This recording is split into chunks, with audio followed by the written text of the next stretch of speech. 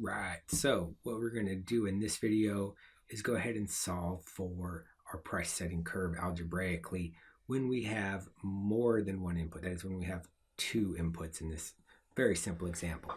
So the first thing we want to do is define what our unit labor cost is. It's going to be the wage divided by the output per unit of worker. So unit labor cost is equal to our wage over our unit of output per worker. That's what the Q is our unit of output per worker. Our unit cost is going to be equal to our imported material cost plus our unit labor cost. Our markup is still going to be the same thing. That's the share of the price, which is going to the capitalist in the form of profits.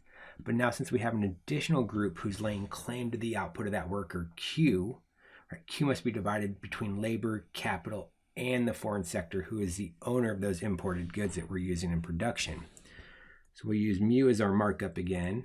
It's equal to price minus the share going to the foreign sector minus the share going to labor, all divided by price.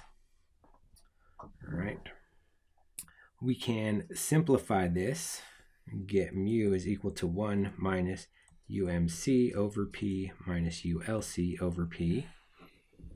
All right.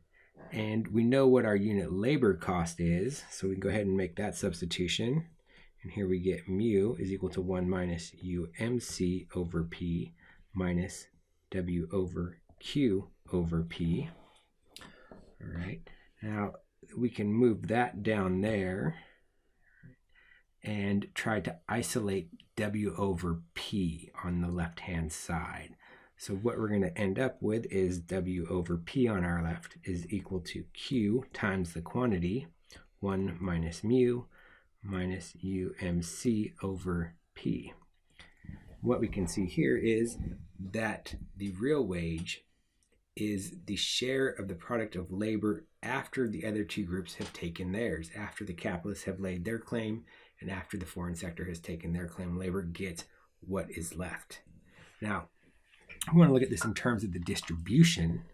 Again, what we have is labor, the one producing, Q, our output, the unit of output per worker, but this has to be divided between three groups, right? Our three groups being labor, the capitalist, and the foreign sector.